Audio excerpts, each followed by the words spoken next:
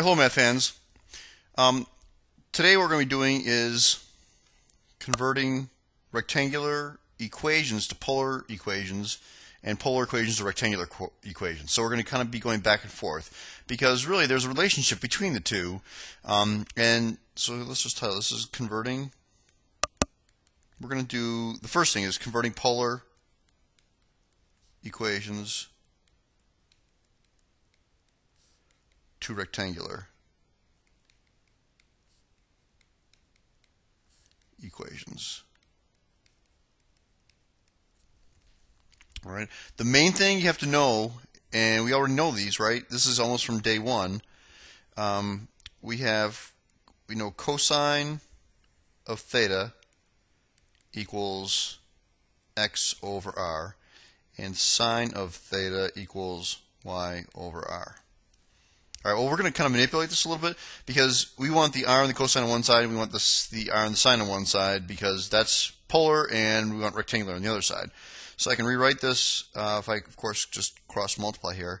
It's x equals r cosine of theta, and y equals r sine of theta. All right, these are huge, and there's one more. Of course, we know our old standard formula. And it's really just using Pythagorean theorem, right? If I have this is x and this is y and this is r, right? You know the relationship is x squared plus y squared equals r squared. All right, these are huge. I'm going to put a couple stars around here because those are really important formulas, okay, to be able to convert back and forth between rectangular and polar and rectangular. Super important. So let's just start out with a real basic example, and that's what this lesson is now, a bunch of examples using that important information. If I have r equals 2 cosine of theta, and I want to convert that to rectangular.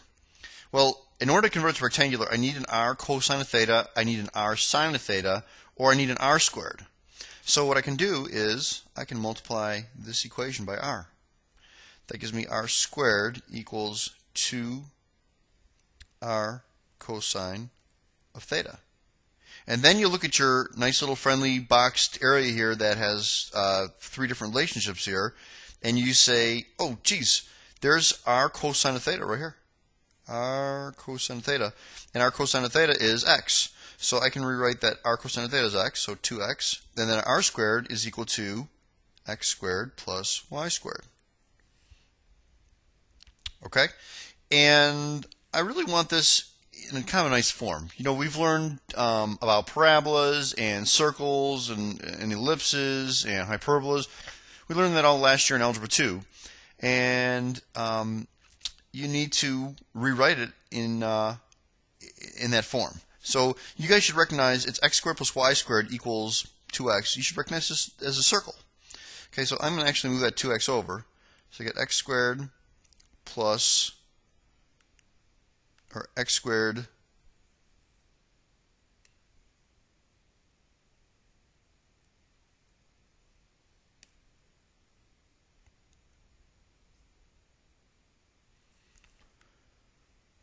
minus 2x plus y squared equals 0. Okay. And then what I'm going to do is I'm just going to complete the square. Okay, do you remember how to complete the square? It's you take half of that, half of negative 2, which is negative 1. And as I always taught it, I put a big box around it because that's an important number. And then I square it. And you get positive 1. So that's the number you're going to add to both sides. So it's x squared minus 2x plus 1 plus y squared equals 1. Right? You have to add that 1 to both sides. Now, why did I put the big box around it? Well, because when I write it in standard form, it's x, and that negative 1 goes right here. X minus 1 squared plus y squared equals 1. And that is a nice formula in standard form for a circle. Okay, and of course, if I asked you what is a radius, you would tell me the radius is 1, the square root of 1 is 1, right? And the center is going to be 1, 0, the opposite of value. Remember, it's x minus h squared plus y minus k squared equals r squared. That's the standard form. Okay, so that actually is your answer right there. And notice it has all x's and y's. Okay, because x and y is what you need for a rectangular. Okay, so let's try another example here. If I have r is equal to 3 over 1 minus sine of theta. So again, we need to combine some of the r's together, the sine of theta. Basically what we're going to do here is we're going to cross multiply. So we get r times 1 minus sine of theta equals 3. And then we distribute the r. So we get r minus r sine of theta equals 3. And we can't really do anything with the r, but we can write it because it's x squared plus y squared, and that equals r squared. Alright, so we can take the square root of both sides, and we get r is equal to the square root of x squared plus y squared. Please do not do this. Take the square root and get r equals x plus y. That is horrible algebra. Okay, that's like saying the Pythagorean theorem, a squared plus b squared equals c squared. Say, just take the square root and you get a plus b equals c. Okay, boo, that's bad. So don't do that. Anyway, we can rewrite this as the square root of x squared plus y squared minus, and then r sine of theta is just minus y equals 3. So I need to get rid of that square root. That's not really going to give us any good form here. So I'm going to move the y over first, and I'm going to get the square root of x squared plus y squared equals y plus 3. Okay, and now I square both sides, and I get x squared plus y squared equals, and again, please do not do goofy algebra mistakes and just give me y squared plus 9. Make sure you FOIL it out. That's a really horrible algebra 1 mistake. So you get y squared plus 6y plus 9. Okay, it's kind of nice. The y's cancel out here, and we wind up getting x squared equals 6y plus 9. And if you recognize that, that's a parabola. So we need to put it in standard form. So we have x squared equals, and remember this 6 really needs to come out of there. It needs to be a coefficient of 1. So we're going to divide each of these terms by 6. So we get 6, we're factoring a 6 out, and then it's y plus 3 halves. Okay? And that is actually the answer to this problem. That's it in rectangular form. Alright, let's try another example.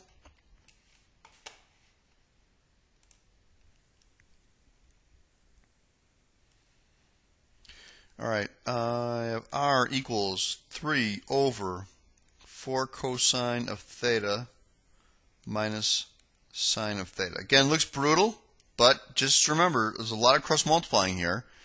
And we cross multiply, we get 4r cosine of theta minus r sine of theta equals 3.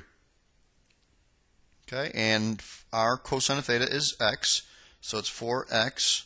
Our sine of theta is y. 4x minus y equals 3. So I'm going to solve for y because it's linear. And subtract 4x from both sides. I get negative y equals negative 4x plus 3.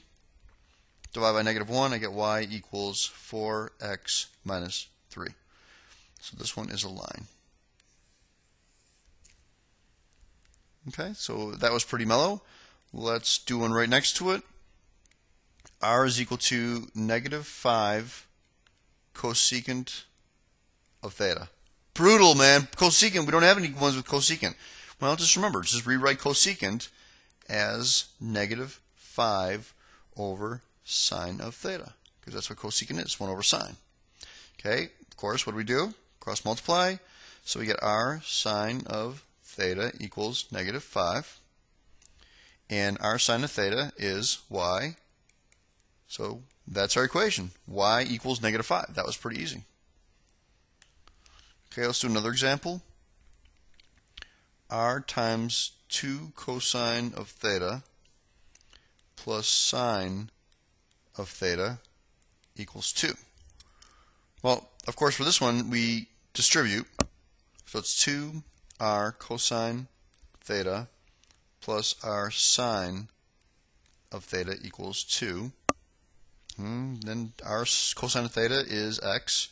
So 2x plus r sine of theta is y equals 2. Oh, it's another line. Subtract 2x, so y equals negative 2x plus 2. So it's another line. Okay, that's pretty easy, pretty basic stuff. Let's do some problems now where we go from rectangular to polar. So rectangular to polar. And let's just kind of have these out here again. X equals r cosine of theta, y equals r sine of theta, and x squared plus y squared equals r squared. Okay, so everything now is going to be in terms of r and theta. Very important, r and theta. So whenever you see an x or wherever you see y, you just do the conversion. Okay, so here's our first example. 2x minus y equals 5. That's pretty easy. Okay, x is r cosine of theta, so 2r cosine of theta. Y is r sine of theta, so minus r sine of theta, and that equals 5. Now the deal is, for when you're converting to polar, you really want to solve for r. In general, not always, but most of the time you want to solve for r. So how do I solve for r here? Well, I have to factor an r out. So it's going to be r times 2 cosine of theta minus sine of theta equals 5. And then, of course, divide both sides by 2 cosine of theta minus sine of theta.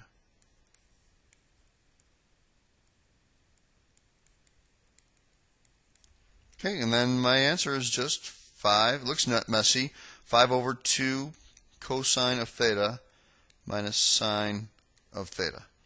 Now, this is actually a really bad mistake, so I'm going to point this out, and I don't want you guys to do this. We're done with the problem right now. Okay, I don't want people doing this. R is equal to, and go, hey, cosine. Okay, that's secant, so you're going to do 5 secant of theta, and then 1 over sine is cosecant. I mean, you can't do that. And then I don't even know, over 2. I'm just kind of doing some random stuff here. But you can't do this because you have two denominators.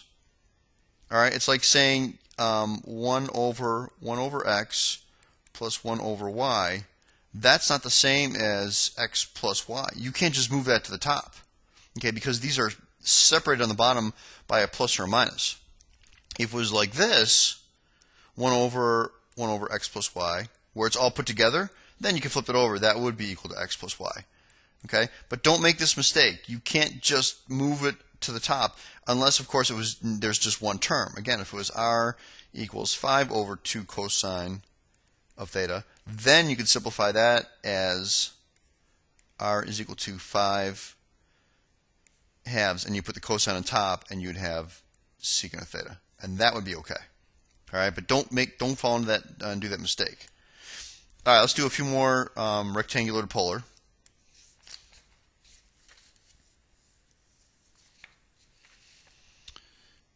X squared plus y squared equals 9. It looks like a circle to me. Very interesting. Oh, hey, we can just plug whatever identities. X squared plus y squared is r squared. So r squared equals 9. So r is equal to 3. There we go. That was a pretty easy problem. And remember, when we actually did this by hand, r is equal to 3. It's a radius. It's a radius of 3. So if I graph this in polar form, it'd be 1, 2, 3, and here's the radius of 3 all around, and then that would be our answers, a circle with a radius of 3, which is exactly what x squared plus y squared equals 9. It's a radius of 3, center 0, 0. Okay? Last problem, y is equal to 3, and convert that into polar. Well, we just substitute that in. It's r sine of theta is equal to 3. Solve for r. So sine of theta, so r equals, now this is where you can rewrite it because you don't want to leave it as a fraction, you want to simplify it as much as possible. R is equal to 3 cosecant of theta. Okay, that's it's pretty mellow. Let's do one more example, and let's do theta is equal to 30 degrees. Now, I want you to think about what the graph is before we even convert it into rectangular coordinates, because you're like, well, wait a second, we don't have anything just with theta in it. How do we convert that? But what kind of graph is theta is equal to 30 degrees? Okay, isn't 30 degrees, let's just draw a quick polar graph here. Isn't 30 degrees over here, and isn't that a line this way and this way? So obviously it goes both ways. So really, this is a line. So keep that in mind. A couple ways I can do this problem, and I can take, let's take the tangent of both sides. So if I do tangent of theta is equal to tangent of 30 degrees. Now you're like, well, why are you taking the tangent of both sides? Well, this is one more identity. Do you remember the identity of tangent of theta is equal to what? Okay. What do you think of? Look in the bottom right-hand corner of the screen. What little icon do you see? You see the yachts. All right. So tangent theta is equal to y over x. That is also another conversion between polar and rectangular. So if I take the tangent of both sides, I actually get y over x is equal to, and what's tangent of 30?